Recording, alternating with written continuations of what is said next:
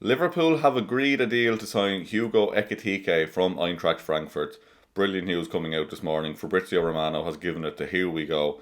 I have the tweet here in front of me. He said, breaking, Hugo Ekitike at Liverpool, here we go. Deal in place for fee of over €90 million for the French striker to join from Eintracht Frankfurt, potentially reaching €95 million, which is about £78 million, we believe. And if you're to believe other reports from like the Sky Sports and some reports in France, it seems to be it's £69 million up front plus 9 million add-ons. Or not up front, but guaranteed, you know what I mean? 9 million add-ons. So like when you scale it back like that, like people are trying to inflate this transfer so much. They're putting it in dollars, they're putting it in Japanese yen, they're putting it in everything just to make it sound like we're spending stupid money. But yeah, like good price for that. That is the standard price for a striker in this market, isn't it? Like we've seen players going for like 15, 60 million who are absolutely bang average. So I have no issues with this fee. I think that's a fair enough fee, to be honest. It is high, but in this market, so I'll allow it. Romano goes on to say it's a 6-year deal for Hugo Ekitike, which of course we'd heard the other day as well from other sources, valid until June 2031. He only wanted Liverpool move, which is just fantastic to hear, because like we've seen obviously Newcastle were trying to get him recently. Of course, how did that one work out for you Newcastle fans? Chelsea were interested in him earlier on the window. There was talk of him signing for them before the Club World Cup. Man United tried to get in late to sign him. So like again, like rival fans will try to say the price is too high, this, that, and the other, but they all wanted him, and none of them got him. Liverpool got him, so that's it. Like we got him, we got the man. Arne Slot has his striker signed finally. So for those wondering, like who is Hugo Ekitike, let's go just through a little bit of his background. He's a 23-year-old French striker. Originally came through with Rennes before a move to PSG. That didn't quite work out, of course, which is like he's still only 23 now. I'm sure that move at PSG just came a little bit too early in his career, so I wouldn't be discouraged or worried about that. Like it's just it happens, young players. We've seen players go to big clubs too early. It didn't quite work out. Even just look at someone like, I don't know, Ryan Gravenberch went to Bayern Munich, didn't work out. We got him. Now he's one of the best DMs in the world. So like, don't worry about that little stint at PSG. I wouldn't be concerned. Frankfurt then picked him up, of course, and he's really gone well in Germany since then. Last season he scored 15 goals in 33 Bundesliga appearances and had 22 goals in all competitions, including a few in Europe as well, which is always good. So good solid numbers there. Some more stats around Ekitike then. Stat wise, he's averaging nearly 3 dribbles per 90 and over 1.1 carries into the box. I'm going to pretend like I'm really smart and understand what that means, but I'm sure that's good. He's not just hanging around 6 yard line waiting for service, he actively creates his own chances, which is a big thing as well, because I've seen lots of people bringing up his XG numbers and saying like this, that, and the other about his expected goals are here and he's only scoring this. Like, but apparently, like when you do listen to Frankfurt fans or Bundesliga experts, it is very much Hugo himself makes these chances from nothing and doesn't quite score from them at times, but it's a little bit inflated because his own ability to create his own chances is so good that his numbers look a little bit less up here than they should. You know what I mean? Like it's nothing to worry, but it's a good thing in a way. Again, we'll spin it and pretend we're really smart and know all these XGs and numbers and stuff. We'll just pretend like we know what we're talking about. Goes on to say here he's great at receiving in tight spaces, spins his marker and has a knack for finding that half yard to get a shot off. His passing completion is around 75%, which is solid considering he plays in high risk zones. Again, we'll pretend like we know all these things. Most importantly though, he fits Arne Slot's system like a glove. High press, intelligent movements. That's what we want. Like, we could sit here and say, oh, he's exactly what Arne Slot wants in a striker, and I'm sure he is, because he's the one he has settled on in the end.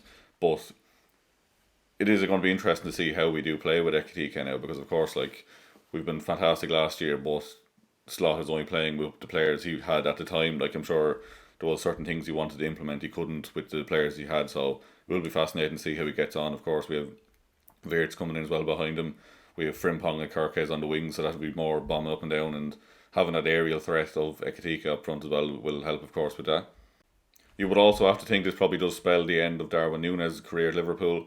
I'm sure the club must be confident of selling him if they're forking out €95 million for Hugo Ekitike now. We've seen more links with Saudi in recent days. We've seen some reports suggesting that Darwin wasn't really open to Saudi at the start of the window, but now might see that that's his only option. Like, I'm sure he would have loved to go to Napoli, and I could have definitely seen him in a Napoli shirt, but if Saudi is his only option, I'd imagine he will be off to there. And like, hopefully he does get on well there, and hopefully he might get a move back to Europe at some point, because it is a shame, but he could end up at Newcastle either, to be fair. Like, they're still looking for a striker. They've been turned down by João Pedro, Cunha, Ekitike, Liam Delap. Like, everyone's just turning Newcastle down this summer for some reason. But yeah, so we could see him there either. But hopefully he gets his move soon and we don't have to look at him next season. Along with Darwin Núñez, Luis Diaz, of course, looks like he could be leaving. There's Bayern Munich and Barcelona are sniffing around him as well as Saudi as well. So there's a lot of money to come in here. Like people are saying, our net spend is high, but we do have a lot of players to shift as well. Like we have Diaz, Darwin, Elliott, Morton. There's a few others. Like we will quickly end up building up another £150 million there very quickly, and we're looking at Rodrigo, of course, of Real Madrid. There's some talk of him maybe coming in to replace Diaz, or there's still, of course, talk of Alexander Isak, which is very interesting. Like we seen yesterday, the company line from Newcastle being fed to the journalists was that, oh, we're just managing his minutes in pre-season. Then Eddie Howe comes out and says, no, I sent him home because of the speculation. So there's definitely something afoot there, whether Isak is pushing for a move or if his head is just a bit all over the place with the move. But what we can say for certain is that Liverpool are absolutely not giving up on Alexander Isak, whether that's this summer as well, in January maybe there's a Virgil van Dijk situation on the horizon where we end up getting him in January after he like kind of not pushes for a move, but just kind of you can see he's unsettled. The club finally accept that he is going to leave, and then we get him. So it will be fascinating to see how that plays out. How mental is that to think about though? Like for the fact we're sitting here, like I'm just looking at our net spend no meter. We've spent £294.5 million so far this summer, and we're still thinking like, hey, Isak is definitely possible. Yeah, we could definitely drop another £150 million on him. Like it's mad times. Edwards and Hughes are just doing a fucking blinder of a job, and John W. Henry's finally found his wallet. But like it's crazy times. Like we dominated the league last season. The signs we have in now, like we have Mamardashvili, Frimpong, Pexi, Wirtz, Kirkes and Ekitike already, and then we're still looking at centre backs, we're still looking at more forwards. It's just what a time to be alive, lads. I fully think we'll win the league again this year. I can't, like, it's the first season I've ever gone in. I've always predicted Liverpool would win the league, but never truly believed we'd be like clear favourites. But this season is definitely like, I feel like we should be winning the league with this squad. Like, it's no excuses. You see, like Arsenal and Man City's business, it's not exactly terrifying. So you would fully expect us to be the number one this season. And I think our theory of John W. Henry sniffing a bit of weakness in our rivals at the minute and fully bulking up the squad now while we can actually dominate, I think is definitely, there's something in that. Let me know in the comments anyway what you think about the move. Is the fee too high? Are you excited to see him come in? I personally, again, think the fee is fair enough. Like £69 million guaranteed. When you put it that way, it's not a bad deal in this market. I can't say I've seen Ekitike play an awful amount, so I'm not going to say I'm super excited to know exactly what he's going to bring, but I am very excited to see that Arne Slot has got his signing and he's being backed by the owners, and yeah, it's just exciting times ahead. So again, let me know what you think in the comments below. Let me know who you think we should sign next. Do we move on to a centre back, maybe another forward? Let me know. Craig will be on later, of course, to discuss the news as well, so I'm sure you'll see his reaction when he's happy when he wakes up. So yeah, thanks very much for watching. Hit the subscribe button before you head out, and thank you very much. See you very soon.